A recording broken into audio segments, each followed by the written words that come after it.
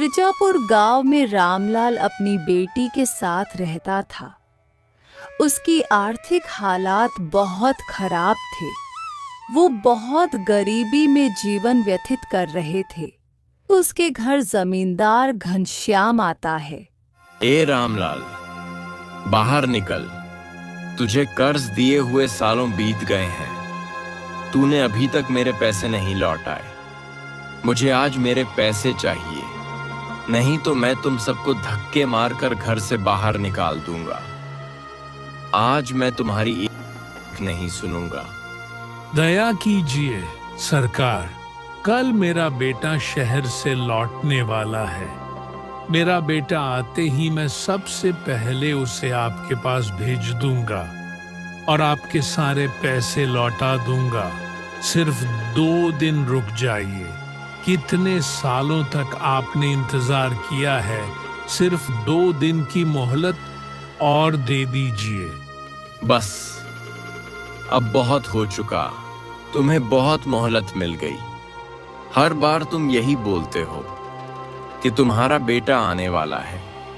सालों बीत गए लेकिन तुम्हारे बेटे ने गांव में कदम तक नहीं रखा।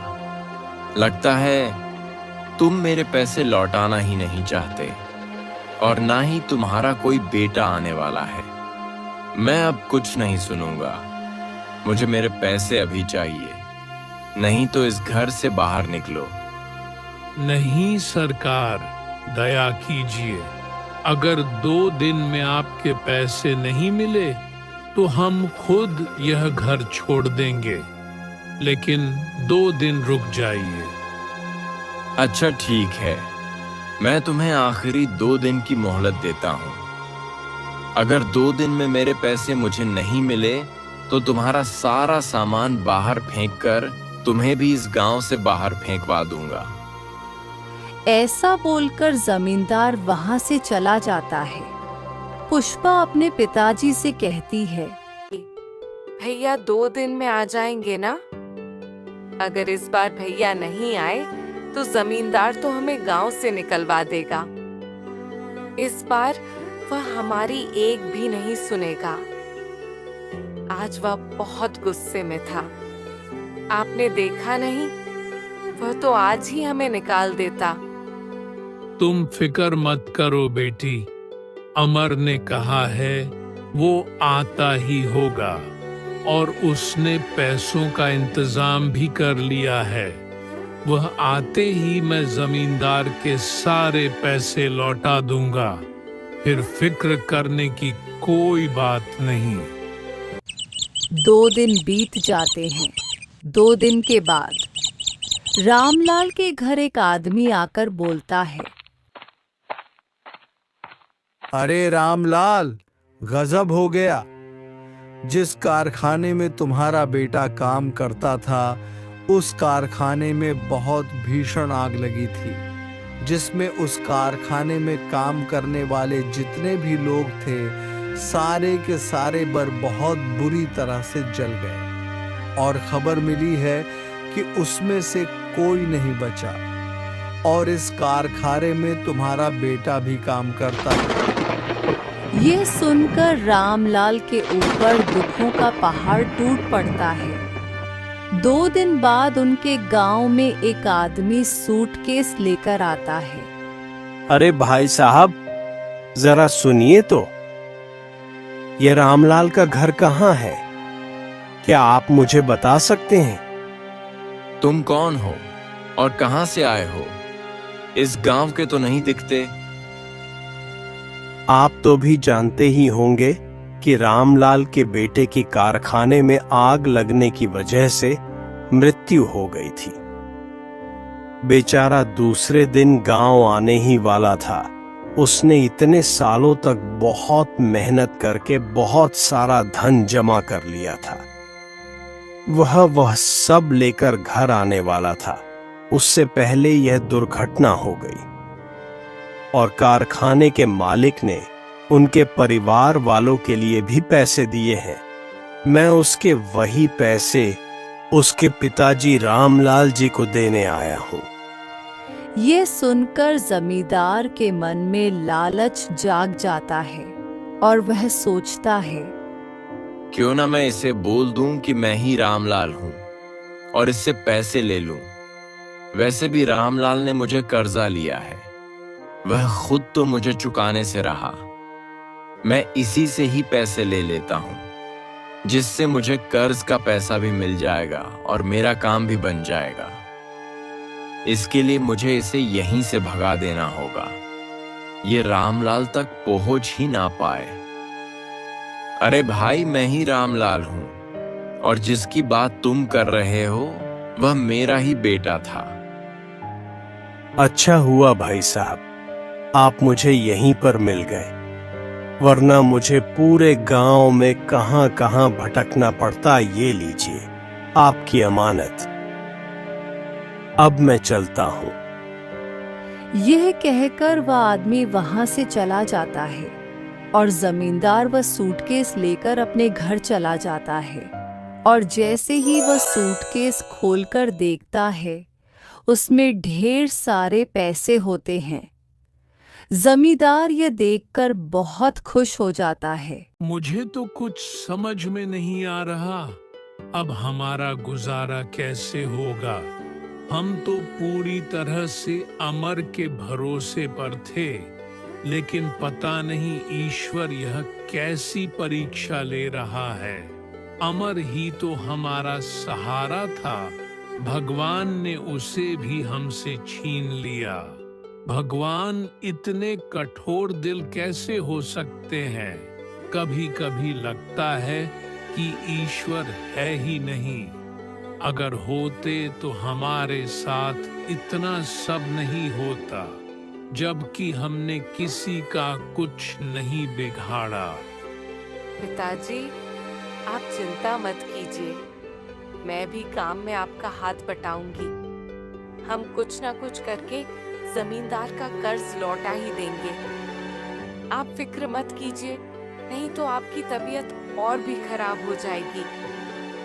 पुष्पा दूसरों के घर में काम करने और खाना बनाने का काम करने लगती है। इसी तरह से कुछ दिन बीत जाते हैं। एक दिन पुष्पा पानी लेने जमींदार के कुएं पर जाती है और उसी दिन जमींदार के दोस्त का एक लड़का जमींदार के घर आता है। वो पुष्पा की ओर देखता है और पुष्पा को पसंद करने लगता है और जमींदार से बोलता है, क्या आपने पहचाना? मैं आपके दोस्त हरिवंश राय का बेटा हूँ। मेरा नाम रोहन है। अरे बेटा रोहन, तुम कितने बड़े हो गए हो। तुम्हें जब पिछली बार देखा था तो तुम बहुत छोटे थे, इसलिए चेहरा थोड़ा पहचान नहीं आया। बोलो बेटा, कैसे आना हुआ? वो क्या है ना चाचा जी, दरअसल पिताजी ने एक जमीन का सौदा करने के लिए मुझे यहाँ भेजा था। वहीं जमीन देखने के लिए मैं आया था। इस सिलसिले में आपसे भी थोड़ी बात करनी थी। अच्छा, तो तुमने अभी कारोबार भी संभालना शुरू कर दिया है?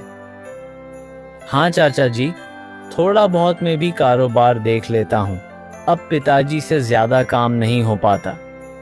अब उनकी उम्र हो चुकी है, इसलिए ज्यादातर काम मैं देख लेता हूँ। ये तो अच्छी बात है बेटा। आपसे एक बात पूछनी थी चाचा जी। दरअसल में जब आ रहा था तो कुएं पर मैंने एक लड़की को देखा। क्या आप बता सकते हैं कि वह लड़की कौन है? लड़की? कौन सी लड़की? अभी जब मैं आ रहा था तो आपके घर के सामने जो कुआं है, इस कुएं पर मैंने एक लड़की को पानी भरते देखा। क्या बता सकते हैं वो कौन है? रुको रोहन बेटा, तुम चाय पियो, तब तक मैं देख कर आता हूँ।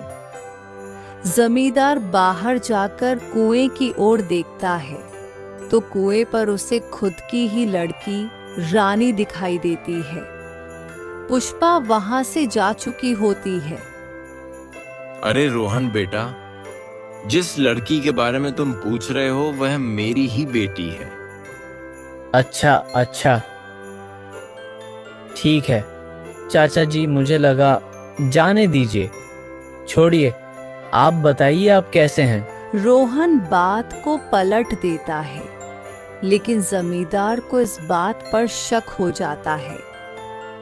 मुझे लगता है रोहन बाबू को मेरी लड़की पसंद आ गई है।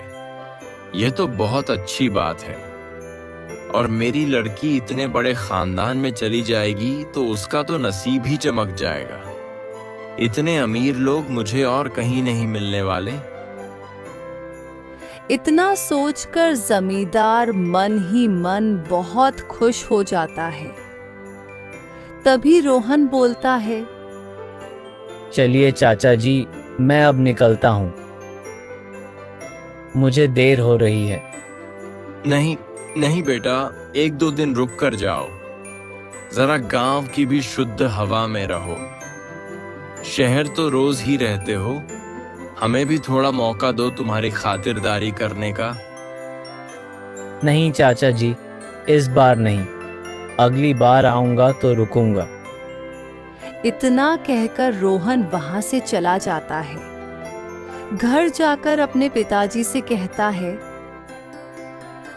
पिताजी, मैंने गांव में एक लड़की देखी है और मुझे उसी से शादी करनी है।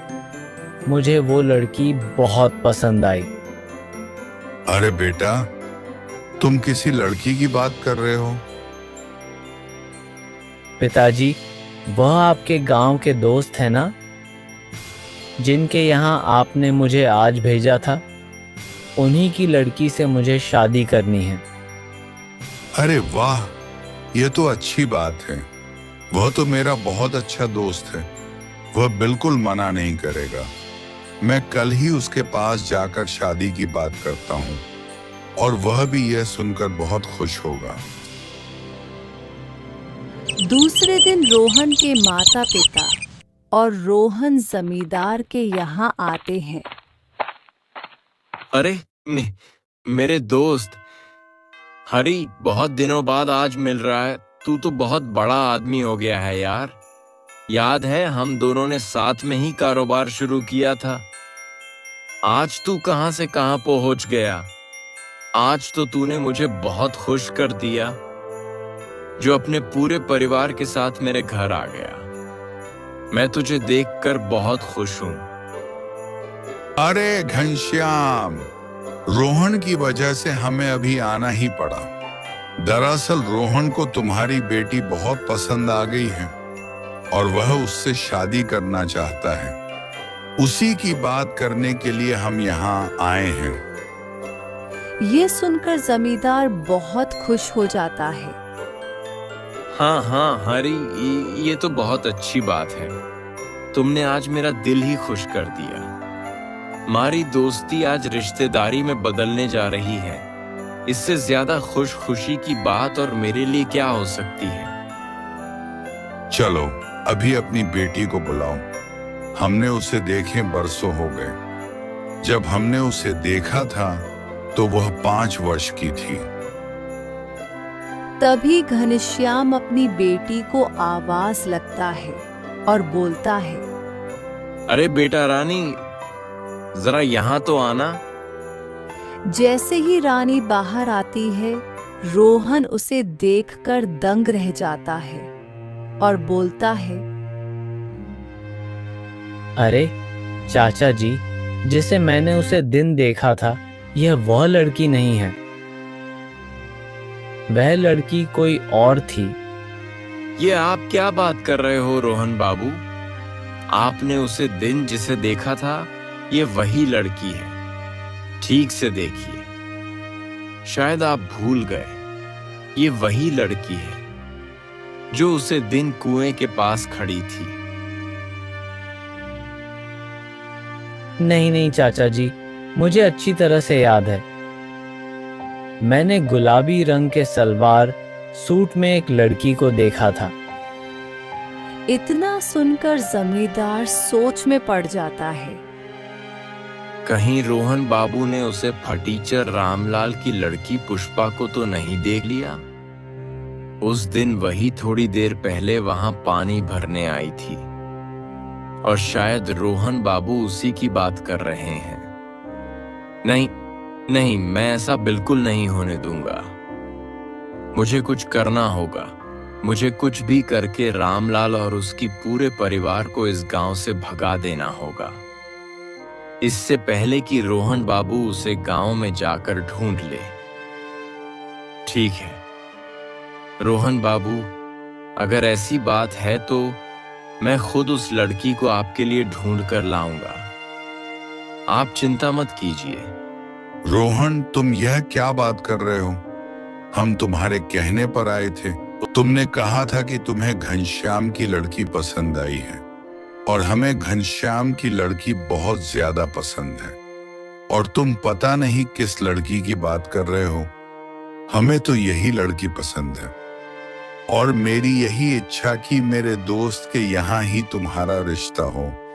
और रानी में क्या कमी है? बहुत अच्छी लड़की है बेटा। पर पिताजी, मुझे उसी लड़की से शादी करनी है जिसे मैंने उसे दिन कुएं पर देखा था। चलो घनश्याम, अब हम चलते हैं। तुम्हें हमने तकलीफ दी, उसके लिए हमें माफ कर देना। नहीं हरी, इसमें तकलीफ कैसी? शायद मेरे ही सुनने या समझने में गलती हो गई, पर मैं कोशिश करूंगा कि उसे लड़की को जल्द से जल्द ढूंढ दूं। इतना कहकर हरी और रोहन अपने घर चले जाते हैं और घर जाकर हरी अपने लड़के रोहन से बोलता है। अरे रोहन, तुमने इतनी बड़ी गलतफहमी कैसे कर दी?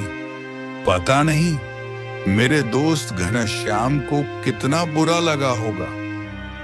पर पिताजी, मैंने जिस लड़की को देखा था वह घनश्याम जी की लड़की नहीं थी, वह कोई और थी। और पिताजी, मैं ऐसे ही किसी भी लड़की से शादी नहीं कर सकता। मैं उस लड़की से ही शादी करना चाहता हूँ जिसे मैंने उसे दिन देखा था। पर रोहन, बात वह नहीं है। बात ये हो रही है कि मेरे दोस्त का तुमने अपमान किया है और तुम कहाँ किसी लड़के की बात कर रहे हो। तुम्हें इससे अच्छी लड़की और कहीं नहीं मिलेगी। तुम्हें इसी से शादी करनी होगी। नहीं पिताजी, मैं रानी से बिल्कुल शादी नहीं करूंगा। पर तुम जिस लड़की की बात कर रहे हो उसका कोई अता पता नहीं है। कहाँ ढूंढोगे तुम उसे? पिताजी, मैं कुछ भी करके उसे ढूंढ लूंगा। ठीक है, अगर तुम्हारी यही मर्जी है तो मैं तुम्हें 7 दिन देता हूँ। अगर 7 दिन में तुमने उसे लड़की को ढूंढ लिया तो ठीक, वरना तुम्हें घनश्याम की लड़की से ही शादी करनी होगी। ठीक है पिताजी, आप जैसा ठीक समझे। रोहन बाबू को इस पूरे गांव में उससे फटीचर रामलाल की ही लड़की पसंद आनी थी। मैं यह बिल्कुल नहीं होने दूंगा। कहाँ वह भिखारी की लड़की और कहाँ मेरी बेटी। उन्होंने उसे भिखारी लड़की के लिए मेरी लड़की को ठुकरा दिया। ये मैं कभी नहीं होने दूंगा। मेरी बेटी की जगह वह पुष्पा कभी नहीं ले पाएगी। मैं ऐसा होने नहीं दूंगा। इससे पहले रोहन बाबू दोबारा यहाँ आए, उससे पहले मैं रामलाल को धक्के मार के इस गांव से बाहर निकाल दूंगा। फिर मजबूरन उन्हें मेरी बेटी से ही शादी करनी पड़ेगी। हाँ, यही ठीक रहेगा। अरे मैं तो भूल ही गया, रामलाल को तो पता ही नहीं है कि उसके बेटे के जो पैसे शहर से एक आदमी लेकर आया था वह मैंने ले लिए हैं। मैं इस बात का फायदा उठा सकता हूँ। मैं कल ही जाकर उसे लिया हुआ पूरा कर्जा लौटाने को कहता हूँ। इससे लोगों को भी शक नहीं होगा और मैं उसे कर्ज न लौटने की वजह से गांव से भगा दूंगा। उसका पूरा घर हड़प लूंगा और उसे गांव से बाहर निकाल दूंगा। दूसरे दिन घनश्याम रामलाल के घर जाता है और बोलता है, रामलाल बाहर आओ। बोलिए जमादार जी। रामलाल, तुम मेरे अच्छा होने का फायदा उठा रहे हो। मैं इतने दिनों से चुप इसलिए बैठा हूं कि तुम्हारा बेटा अभी अभी गुजरा है, और उसके गुजरने की वजह से मैं खुद से तुम्हारे यहाँ नहीं आया, पर तुम्हारी राह देख रहा था। पर तुम तो मेरे अच्छाई का फायदा उठा रहे हो। अब मैं कुछ नहीं सुनने वाला। एक तो मेरे सारा कर्जा लौटा दो, और वैसे भी मैंने तुम्हें बहुत ज्यादा मोहलत दे दी है। जमादार जी, मैं इतने सारे पैसे अभी कहाँ से लौटाऊंगा? मैं कुछ नहीं जानता। मुझे बस मेरे पैसे चाहिए। अगर पैसे नहीं है तुम्हारे पास तो अभी के अभी मुझे यह घर खाली करके दे दो। मैं इसे बेचकर मेरा कर्ज वसूल कर लूंगा। बस अब बहुत हो चुका। नहीं जमींदार जी, ऐसा मत कीजिए। मैं रास्ते पर आ जाऊंगा। मैं इतने दिन से तुम पर तरस खाकर तुम्हें कुछ नहीं कह रहा हूं। इसका मतलब यह नहीं है कि तुम मेरे सिर पर बैठ जाओ। अब मैं कुछ नहीं सुनना चाहता। बस तुम यह घर खाली कर दो और यहां से चले जाओ, नहीं तो मैं मेरे लोगों को कहकर तुम्हें घर से धक्के मारकर बाहर निकलवा दूं। चलिए पिताजी, अब हम खुद को झूठी तसल्ली नहीं दे सकते। हम यूं लकड़ियां बेचकर और दूसरों के घर काम करके जमींदार के पैसे नहीं लौट पाएंगे। हमें यह घर छोड़कर जाना ही पड़ेगा। इतना कहकर पुष्पा अपने पिताजी को लेकर घर से बाहर चली जाती है और दूर जंगल में जाकर एक छोटी सी झोपड़ी बनाकर उसमें रहने लगते हैं। और इसी के चलते पुष्पा के पिता की तबीयत खराब हो जाती है, और इसी वजह से अपने पिताजी का लकड़ी बेचने का काम पुष्पा संभाल लेती है और किसी तरह से घर चलाने लगती है। मैं तो कितना खुशकिस्मत हूँ जो मुझे तुम्हारी जैसी बेटी मिली, पर मेरी वजह से तुम्हें कितनी मुश्किलों से सामना करना पड़ रहा है। पिताजी, आप ऐसा मत बोलिए। आपकी सेवा करने के लिए मुझे कोई मुश्किलों के सामना नहीं करना पड़ रहा है।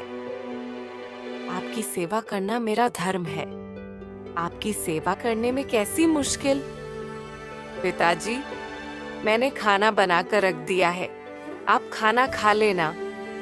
मैं लकड़ी तोड़ने जा रही हूँ, जल्दी लौट आऊंगी। इतना कहकर पुष्पा जंगल में लकड़ी काटने चली जाती है। देखते ही देखते सुबह से शाम हो जाती है, पर पुष्पा जंगल से नहीं लौटी।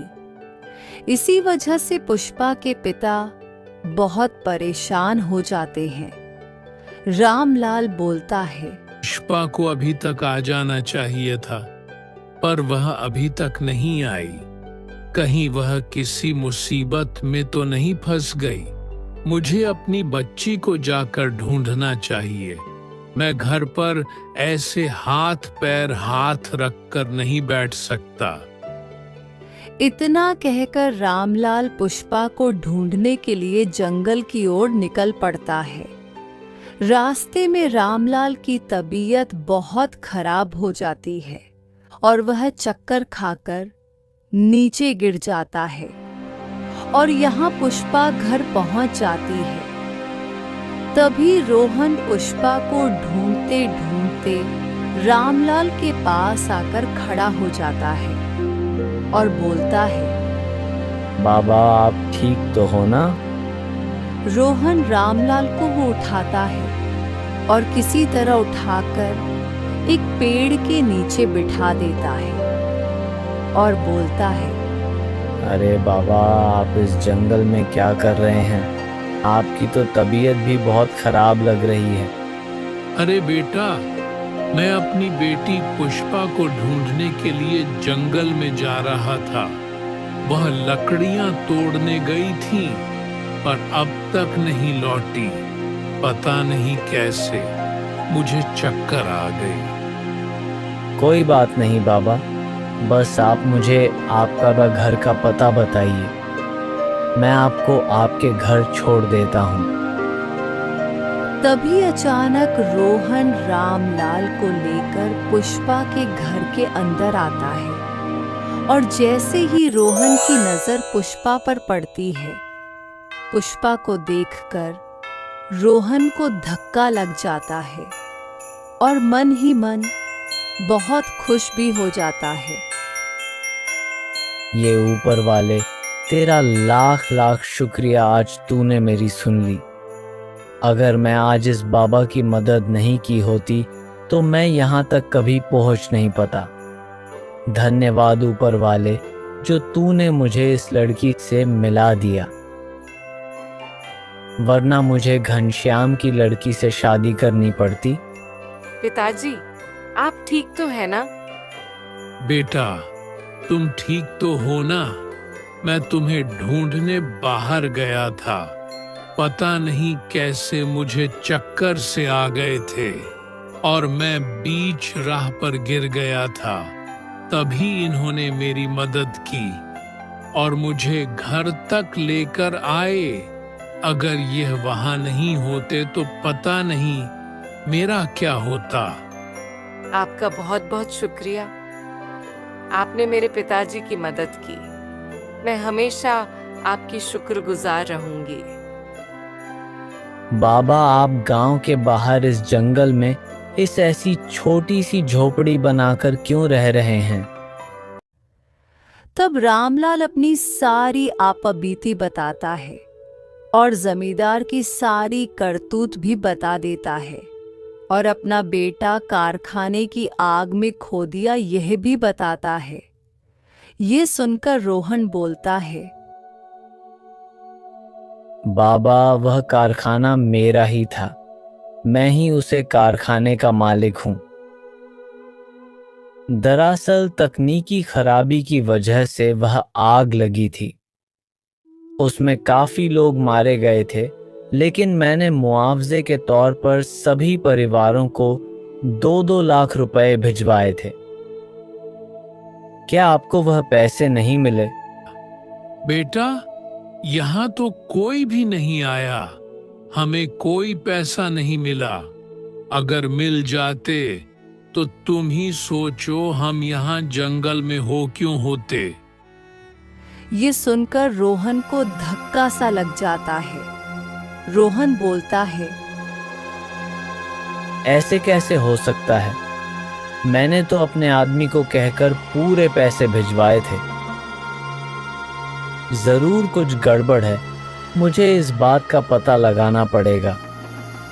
बाबा, आप बिल्कुल फिक्र मत कीजिए, मुझे 2 दिन का वक्त दीजिए, मैं इस बात का पता लगाकर आपको आपके पैसे दिलवा कर रहूंगा। दूसरे दिन रोहन अपने आदमी को लेकर रामलाल के घर आता है और पूछता है। वह आदमी साफ इनकार कर देता है और बोलता है, नहीं साहब, मैंने वह पैसे इनको नहीं दिए। मैंने वह पैसे रामलाल नाम के आदमी को दिए हैं। उसने ही कहा था कि उसका नाम रामलाल है और मैंने वह सूटकेस उनके पास दे दिया था और वहां से चला गया। मुझे नहीं पता था कि वह मुझसे झूठ बोल रहा है। मुझे माफ कर दीजिए, मुझसे बहुत बड़ी गलती हो गई। क्या तुम मुझे बता सकते हो कि वह आदमी कौन है जिसको तुमने पैसे दिए? हाँ साहब, मैं अगर उसे देख लूं तो मैं उसको पहचान जाऊंगा। मैं तुम्हें 2 घंटे का वक्त देता हूँ। पूरे गांव में पता करो कि वह पैसे तुमने किस दिए और मुझे जल्द से जल्द वह इंसान चाहिए जिसके तुमने वह पैसे दिए।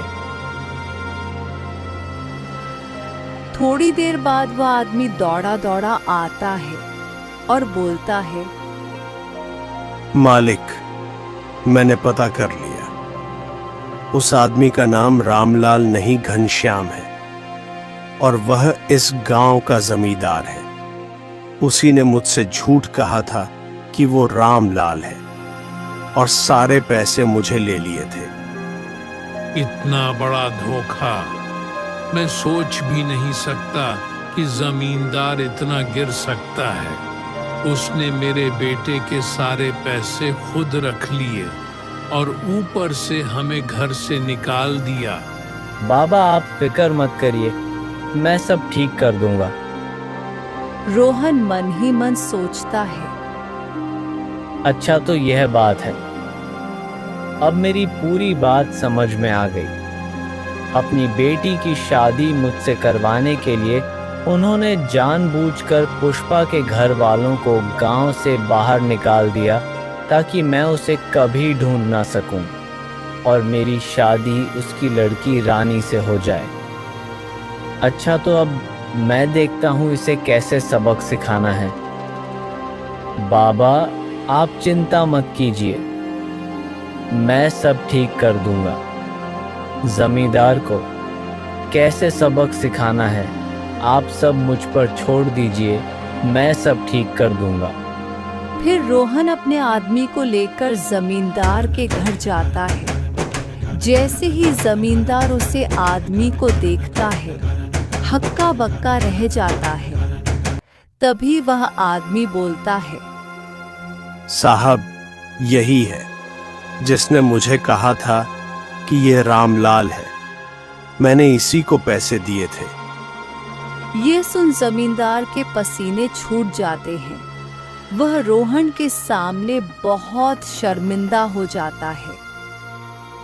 चाचा जी, यह सब आपने किया है? मुझे तो यकीन नहीं होता आपने एक गरीब आदमी के हक का पैसा उससे छीन लिया। आपको पता है अमर के पिताजी को कितनी तकलीफ झेलनी पड़ रही है। और इतना ही नहीं, आपने उनसे पैसे लेकर भी उन्हें इस गांव से बाहर निकाल दिया। आपने तो इससे सारे पैसे ले लिए थे। फिर आपने ऐसा क्यों किया, जवाब दीजिए। रोहन बेटा, मुझे माफ कर दो। मुझसे गलती हो गई। मैं पैसों के लालच में आ गया था और अपनी बेटी के मोह में अंधा हो गया था, इसलिए मैंने ऐसा किया।